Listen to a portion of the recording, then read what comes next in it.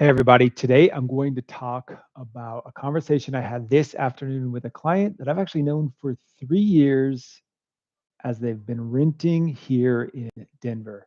So he reached out because he wanted to kind of pick my brain on should they think about buying or should they keep renting.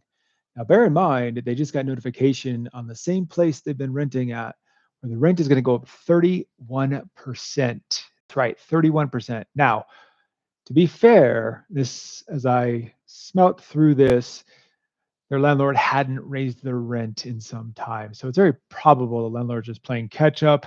He was curious about, why would possibly they be raising it that much? What costs could the landlord have been incurring that they weren't in the past? And let's be honest, in Denver, property taxes have gone up substantially. Homeowners insurance has gone up substantially. In fact, the homeowners insurance is a problem all over the country, and definitely for those who own condos, those who own short-term rentals and rentals in the mountains. It's a problem with homeowners insurance. So, what were we talking about? Now, bear in mind, this is something that earlier this week, a first-time buyer talked to me about. Her concerns were related to the increase of property taxes and the homeowners insurance to make sure it's affordable when she's thinking about buying a home. And that's a very astute observation from someone who doesn't even own a home right now, which is, will I be able to afford it if these items go up in the future? What will that do to my monthly payment? So I love what I'm seeing from people out there who are thinking about buying right now. It makes for great conversation. So let's dive in a little bit more about what he and I were talking about earlier today. What we were talking about is $800 a month increase in rent. And does it make sense? Now, his situation, slightly different because it's possible that in a handful of years, he leaves the Denver area. Now, if that's the case, as you heard on my last live, there are other considerations to make than to just jump in and buy. And I'm happy to hear people thinking longer term. I love having those strategy sessions so that we can help plan in advance for the future rather than say, sure, you should buy a house. And so when you're out there shopping around, if you're looking at houses online, I'll just share a pro tip with you. Be careful when you click send me more info on a house. I'll tell you why, because if you're on those websites like Zillow and Redfin and Realtor, you are going to get blasted as soon as you click on that. You are saying to them, go ahead and sell my information. Allow your solicitors, those that have bought leads from you, to call me. And that's not a joke. That is legit what's going to go down with the Zillow, Redfin, Realtor, Homes, etc. I'm not knocking those websites by any stretch of the imagination, but that is just kind of behind the curtain what's going down there. So with him, as he and I were talking, the thing that we were discussing was, what are my thoughts about the housing market? Now, about 10 years ago, I made some comments related to, will that generation, now this would be you all millennials 10 years ago, be the last one to have a chance to own a home? And I mean own a home outright, zero mortgage, own the house free and clear. If you think back to what the average cost of housing was 10 years ago in the Denver area, look at what it is now. And it's very much probable, short of someone having a massive down payment from, say, inheritance or something, that by the time you end up not owning the home any longer, you still have had a mortgage on it with the cost of housing today. Does that mean you shouldn't buy? No, it doesn't. Does it mean you should buy? No, it doesn't. Again, you got to think about what is going on in your life. But let's do something here. And I'm going to share my screen because there's something that's important for you to know. If you don't know Blackstone is, this is certainly something that you do want to be aware of, because what is going on is, look here, this is just their homepage. Blackstone, the world's largest alternative asset manager with more than a trillion assets under management.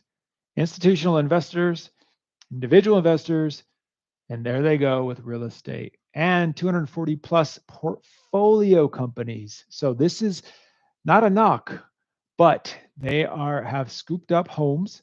And will it mean that Gen Alpha and some in Gen Z might be stuck renting and end up in a renter nation in the future? It's not to say it will happen. It's not to say it won't happen, but it is something to think about, because they're not, if they buy up these homes, they're not going to sell onesies and twosies. That will be packaged up in a portfolio, sold off to some other equity firm, and therefore that will become the landlord of the future. as they try to box out even people like me that have a handful of rentals and they want to own the asset. So let's think about this, because now I'm going to share with you this aspect. Why would they want to own the asset? Why do they want to own the asset?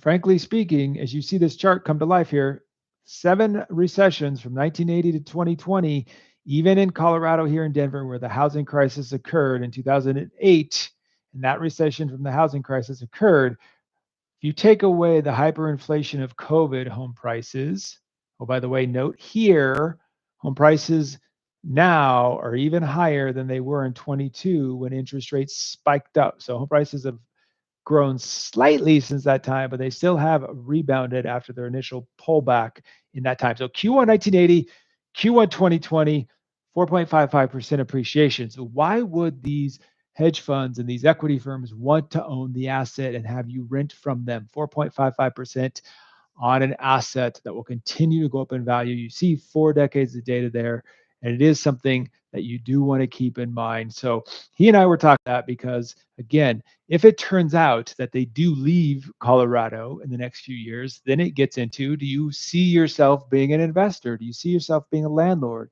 If the answer is no, and you know you're not going to be in Denver, then that $800 a month, as he said, might be a trade-off. It's $9,600 a year, but the cost to sell, if that were, let's say it was 7% to sell the property, do the math. 7% of 600,000, the rent over, say, if this many years. Very astute observation, great analysis to help him discern if they should in fact pay more rent or buy the home. This is all amazing. And as we continue to see, I'll share one last screen with you here. The stubbornly high mortgage rate and stubbornly high. So why do I have this wild chart in front of me? It's because, as we've seen, mortgage rates came down, went up, and have come back down a little bit, but they went up through October. So why am I drawing this chart out further? Because we know rates were obviously higher in October of 23, almost 8%. However, one thing that I've talked about on other videos is that after elections, historically, interest rates have gone up. Even though I just talked about that 8 out of the last 10 years during this time, rates have come down. Inflation continues to be a challenge. I don't project the Fed to cut rates anytime soon, as long as these reports keep coming out about inflation, because they cut rates and it hasn't changed things. And then we have a new administration coming in. They're anticipating higher costs of goods. Trump has already mentioned it. And companies are already saying that they will unfortunately have to pass those costs on to us as consumers, which will keep inflation going. Therefore, does that mean interest rates are coming down? Let's be honest. If interest rates do not come down, this is going to sound weird, it may be the healthiest thing for the housing market. And why is that? Because if they were to drop 1 full% and a bunch of people that's been on the sidelines did get in and just decide to buy, we all know that would become inflationary and home prices would go up. So for those of you who are thinking about buying soon, interest rates being stubbornly high might be healthy for you, because it might keep you from having to buy a home that's that much more expensive. So even though that the payment, even though that the rate would have gone down, if you're buying a more expensive home, you may be not getting ahead in terms of your costs, except that you might have taken out more debt while financed at a lower rate. So today's thoughts for you for Maestro Minutes. I hope you're having a great week. If you want to discuss your situation individually, calendly.com/mortgage maestro. Be well.